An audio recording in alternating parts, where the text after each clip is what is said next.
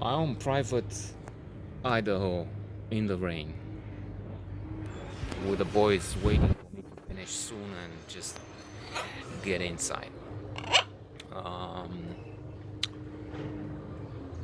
this film is on the list on the New York Times' list of best 1000 movies ever made. So, in other words, it's remarkable. Not just that, but it had some extraordinary reviews.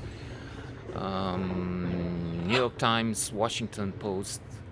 Washington Post has two, where I'm looking at IMDb site, which is very good because it has so much concentration, information concentrated there, and various points of view.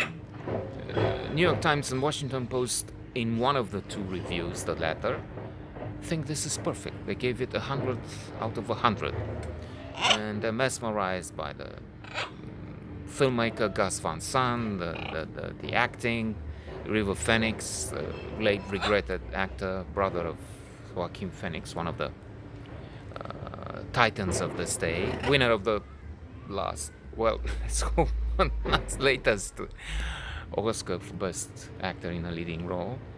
I'm laughing because they're talking about next year and postponing and doing something with the Academy Awards, and the pandemic may just annihilate them and us all. No, they won't, but just they're preparing mass graves. The if you hear a microphone is sensitive enough. No, it's just laughing at apocalypse, Armageddon. Hey. So that's one point of view.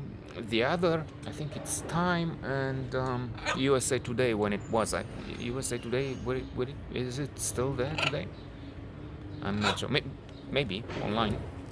They're just quite critical in saying there's some pieces there put in the mixer. That's not their words, but what I'm remembering. And then the melange is something odd, which is what I felt, alas. I mean, I must confess to my superiors,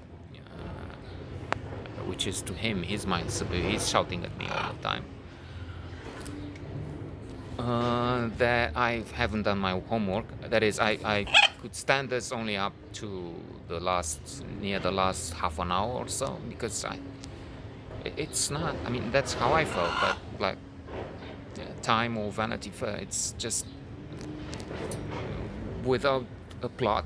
I mean, they said I didn't know that, but it's Henry IV. Keanu Reeves recites some lines from there, and the plot is supposedly also extracted from there. But I've loved Gus Van Sant in not in I mean his directing work for let me think. I have a. It's because of him. Milk.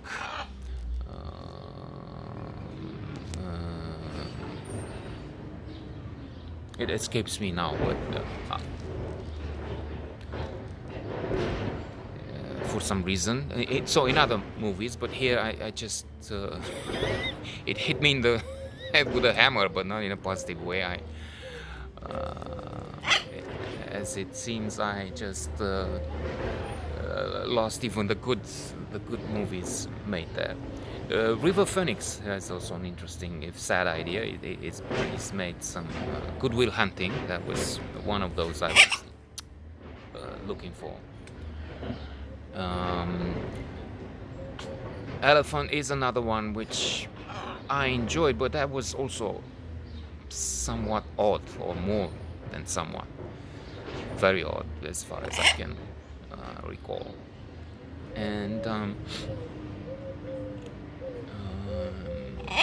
River Phoenix, I've read about him in Who the Hell is in the Picture? Peter Bogdanovich. Not the best book on movies, I would say. I mean, I recommend The Glorious Adventures in the Screen Trade, William Goldman. The screenwriter gave us All the President's Men, Butch Cassidy and the Sundance Kid, Marathon Man, and quite a few other. He worked on quite a few other projects, and he tells you so much about the movie industry with screen trade.